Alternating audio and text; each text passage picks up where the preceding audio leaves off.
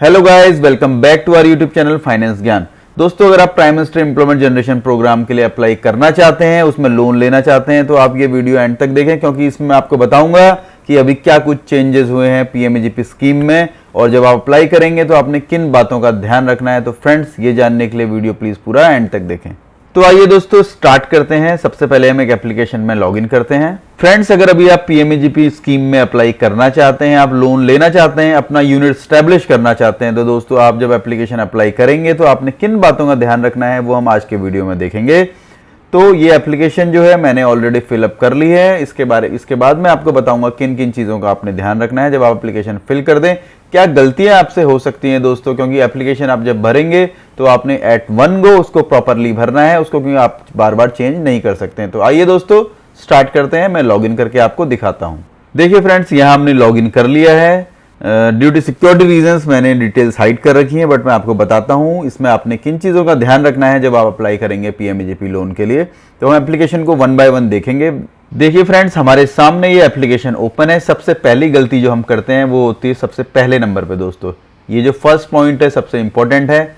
आपने इस चीज़ का ध्यान देना है दोस्तों, आप एक आधार कार्ड से सिर्फ एक ही एप्लीकेशन अप्लाई कर सकते हैं। अगर आप उससे ज़्यादा अप्लाई करेंगे तो आपके लिए ये प्रॉब्लम क्रिएट करेगा। फ्रेंड्स, जब आप एप्लीकेशन के लिए अप्लाई करने जा रहे हैं, जब आपने अपना आधार नंबर फीड किया है, तो आपने एट वन गो एप्लीकेशन को प्रॉपरली सबमिट करना है। बिकॉज अगर आप उसको प्रॉपरली सबमिट नहीं करेंगे और दोबारा उसको आप सबमिट करने की कोशिश करेंगे तो उस केस में आपको क्या प्रॉब्लम फेस करना पड़ सकता है वो मैं आपको बताता हूं आगे। देखिए दोस्तों, अगर आपने एक आधार से एप्लीकेशन अप्लाई करी और उसके बाद बाई चांस वो एप्लीकेशन आपने प्रॉपरली फिल नहीं करी और वो गलत हो गई दोस्तों, देखिए उसके बाद हमें क्या प्रॉब्लम फेस करनी पड़ सकती है। फाइनल सबमिशन जो है आपका फेल हो सकता है। उसका रीजन देखिए क्या आ रहा है, application ID already applied with the same Aadhaar number. तो आपने इस चीज़ का ध्यान देना है फ्रेंड्स, ये बहुत ही इंपॉर्टेंट पॉइंट है। जो पहली गलती हम करते हैं, क्योंकि काफ़ी सारे जो एप्लीकेंट्स होते हैं जो लोन लेना चाहते हैं prime minister employment generation programme में, वो यहीं फेल हो जाते हैं कि वो सोचते हैं कि हम दोबारा अप्लाई कर लेंगे। दैट्स नॉट पॉसिबल मेरे दोस्तों। आपने जब अप्लाई करना है तो बहुत ही प्रॉपरली और ध्यान से एट वन गो आपने अप्लाई करना है। अगर आपसे नहीं हो पाता है तो किसी की हेल्प ले लीजिए, बट एक बार में एप्लीकेशन को प्रॉपरली फिल करें, ताकि अगर आप सबमिशन उसको कर दें और बाद में चेंजेस करने जाएं तो ये आपको मैसेज ना शो करे। अदरवाइज आप परेशान हो जाएंगे, आपको केवीआईसी डीआईसी से बार बार ये चीज़ें चेंज करानी पड़ जाएंगी। अब हम बात करते हैं, सपोज अगर ऐसा हो गया तो हमने क्या करना है। अगर आपने एक बार एप्लीकेशन सबमिट कर दी और वो गलत हो गई, आप उसको चेंज करना चाहते हैं। सपोज आपने अपना जो काम है, सपोज आप जो भी कोई काम करना चाहते हैं, whether it is manufacturing, trading और सर्विस एंटरप्राइज, कुछ भी आप करना चाहते हैं, और आपने जो एक्टिविटी है, आपकी जो लाइन ऑफ एक्टिविटी वो आपसे गलत सेलेक्ट हो गई है, तो उस केस में दोस्तों आपने केवीआईसी और डीआईसी को कांटेक्ट करना पड़ेगा। तभी जाके आपको दोबारा आप रीअप्लाई कर सकते हैं या आपकी एप्लीकेशन जो है उसका मॉडिफिकेशन अलाउ होगा। तो इस चीज़ का दोस्तों आपने ध्यान रखना है। दोस्तों, इस वीडियो के एंड में आपको एक बहुत इंपॉर्टेंट चीज़ बताऊंगा। काफ़ी सारे फ्रेंड्स मेरे से क्वेश्चन में पूछते रहते हैं कि उनको अपना करंट स्टेटस कैसे पता चलेगा एप्लीकेशन का।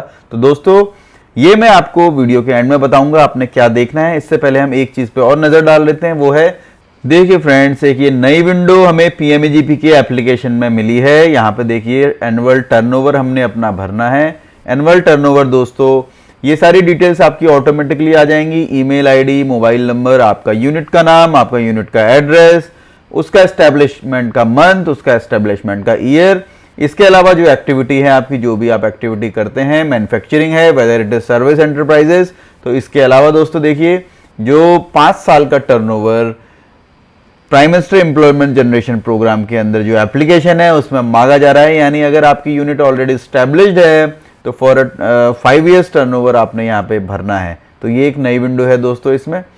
अब हम इसके बाद देखेंगे फ्रेंड्स, अगर आपने अपनी एप्लीकेशन का स्टेटस देखना है कि आपकी एप्लीकेशन सैंक्शन हुई है, अंडर प्रोसेस है, या रिजेक्ट कर दी है बैंक ने या केवीआईसी ने, डीआईसी ने, तो उसको आप कैसे चेक कर सकते हैं। तो आइए मैं आपको दिखाता हूं कैसे हमने उस चीज को देखना है। देखिए फ्रेंड्स, हम आपकी एप्लीकेशन में आ चुके हैं। अब यहाँ आप देख सकते हैं एक ये जो कॉलम बना है जिसको कहेंगे हम करंट स्टेटस। तो दोस्तों आपने इस पर क्लिक करना है अपने स्टेटस को देखने के लिए।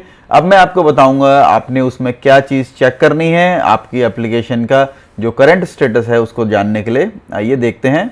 देखिए फ्रेंड्स, हमारे सामने ये पेज ओपन हो चुका है जिसमें हमने अपना स्टेटस देखना है। तो सबसे पहले यहाँ देखिए एप्लीकेंट स्टेटस व्यू। तो यहाँ देखिए दोस्तों, जो करंट स्टेटस आता है इससे हमको पता चलता है हमारी एप्लीकेशन का क्या स्टेटस है। तो ये एप्लीकेशन जो है ये सैंक्शन हो चुकी है, यानी ये बैंक के द्वारा भी सैंक्शन की जा चुकी है। यहाँ पे आपका ई ट्रैकिंग नंबर आएगा, ऑफिस आता है, केवीआईसी या डीआईसी का, बाकी एप्लीकेंट की डिटेल्स आती हैं दोस्तों। उसके अलावा जो आपका लोन अमाउंट है वो यहाँ पे आता है फ्रेंड्स। 15 और 10 ये 25 लाख की एप्लीकेशन है। और यहाँ देखिए दोस्तों, आपका बाकी जो डिटेल्स इसमें आएंगी कि आपका जो प्रोजेक्ट कॉस्ट था वो कितनी थी। यहाँ देखिए total project cost admitted by और सैंक्शन बाय, यानी जो टोटल प्रोजेक्ट कॉस्ट थी जो आपने क्या एडमिट करी है और वो बैंक ने क्या सैंक्शन की है। देखिए यहाँ चेंजेस हैं। जो टोटल कॉस्ट कैपिटल एक्सपेंडिचर की इन्होंने एप्लीकेंट ने जो एडमिट करी थी वो थी 15 लाख, वर्किंग कैपिटल 10 लाख और टोटल सैंक्शन अमाउंट 25 लाख रुपए। और बैंक ने देखिए दोस्तों इसको चेंज किया है। कैपिटल एक्सपेंडिचर बैंक ने किया है 13,75,000 रुपए, वर्किंग कैपिटल है 10 लाख और टोटल जो बैंक का लोन है वो है 23,75,000। आइए दोस्तों आगे देखते हैं। देखिए मैंने आपको यहाँ बता दिया project cost admitted by applicant और सैंक्शन बाय बैंक क्या है। इसके आगे हम देखते हैं लोन सैंक्शन। देखिए दोस्तों, इनका लोन सैंक्शन हो चुका है। उसमें रेट ऑफ इंटरेस्ट की बात आप लोग करते हैं। देखिए ROI 10% है। लोन का रिपेमेंट पीरियड जो है वो है 84 मंथ्स और जो मोरेटोरियम पीरियड है दोस्तों वो है 3 मंथ्स। मोरेटोरियम पीरियड वो पीरियड होता है जिसमें आपने बैंक को सिर्फ इंटरेस्ट पे करना है, वहां पे आपको EMI देने की जरूरत नहीं होती। यानी वो एक ऐसा पीरियड है जब आपको अपनी यूनिट स्टैब्लिशमेंट के लिए मिलता है। उस पीरियड में आपने EMI पे नहीं करनी है, बट आपने इंटरेस्ट बैंक को पे करना है रेगुलरली।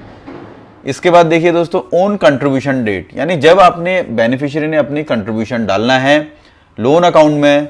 तो ये देखिए 17 को इन्होंने अपना कंट्रीब्यूशन डाल रखा है और ये जो कंट्रीब्यूशन है इनका 1,25,000 है दोस्तों। इसके अलावा आप देखेंगे इनकी जो EDP ट्रेनिंग है वो ऑनलाइन हुई है, उसकी डेट यहाँ पे आई हुई है और EDP ट्रेनिंग सर्टिफिकेट इनको कब मिला है। ये पूरा आपका स्टेटस दिखा रहा है कि आपकी जो एप्लीकेशन है उसका क्या स्टेटस है और उसमें क्या क्या हो चुका है। ये देखिए लोन रिलीज डेट भी आ गई है दोस्तों की लोन रिलीज डेट क्या थी और कितना अमाउंट का लोन रिलीज हुआ है उस डेट में। ये अमाउंट का लोन दिख रहा है आपको 9,88,573 रुपये। इसके अलावा देखिए मार्जिन मनी यानी सब्सिडी। सब्सिडी पे काफ़ी सारे क्वेश्चंस आते हैं लोगों के, मेरे से पूछते हैं रेगुलर कि सब्सिडी का कैसे पता चलेगा। तो यहाँ आप देखिए जो बैंक ने क्लेम करी है डेट दोस्तों, वो डेट इधर आ गई है 2020 18 सितंबर 2020 को बैंक ने सब्सिडी क्लेम करी है। जो मार्जिन मनी क्लेम करी है बैंक ने वो है 8,75,000 और जो मार्जिन मनी रिलीज हुई है वो हुई है 22 सितंबर 2020 को। तो आप टाइम देख सकते हैं 18 को बैंक ने क्लेम करी और 22 को सब्सिडी रिलीज हो गई और मार्जिन मनी का जो अमाउंट है वो है 8,75,000। 500 रुपये जो फी है वो डिडक्ट होती है। तो टोटल जो सब्सिडी मिली है वो मिली है एप्लीकेंट को 8,74,500 रुपये।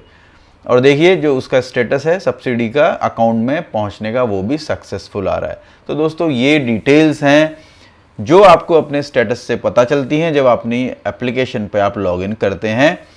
और आप देखिए यहाँ जो TDR है यानी टर्म डिपॉजिट रिसिप्ट जो बैंक FD बनाता है उसकी वो अभी बैंक ने बना दी होगी, बट डिटेल्स अपडेट नहीं करी हैं तो वो यहाँ पे पता नहीं चल रहा है। तो दोस्तों ये कुछ पॉइंट्स हैं जो हमने अपनी PMGP एप्लीकेशन को अप्लाई करते वक्त ध्यान रखने हैं, बहुत ध्यान से अप्लाई करनी है। आई होप आज के इस वीडियो से आपको कुछ ना कुछ फायदा मिलेगा जब आप अपने PMGP एप्लीकेशन अप्लाई करेंगे। PMGP लोन को लेकर फर्दर आपकी कोई भी क्वेरीज हो तो आप हमसे कमेंट सेक्शन में कमेंट करके पूछ सकते हैं। और ये वीडियो आपको कैसा लगा प्लीज कमेंट सेक्शन में कमेंट करके जरूर बताएं। दोस्तों ये वीडियो आपको कैसा लगा प्लीज कमेंट सेक्शन में कमेंट करके जरूर बताएं। फर्दर आपकी कोई भी क्वेरीज हो तो आप हमें हमारे इंस्टाग्राम पेज या ट्विटर पे मैसेज करके पूछ सकते हैं। दोस्तों thanks for watching this video. अगर आपको हमारी वीडियो पसंद आई हो तो प्लीज चैनल को लाइक शेयर और सब्सक्राइब जरूर करें। फ्रेंड्स अभी के लिए गुड बाय, मिलते हैं नेक्स्ट वीडियो में।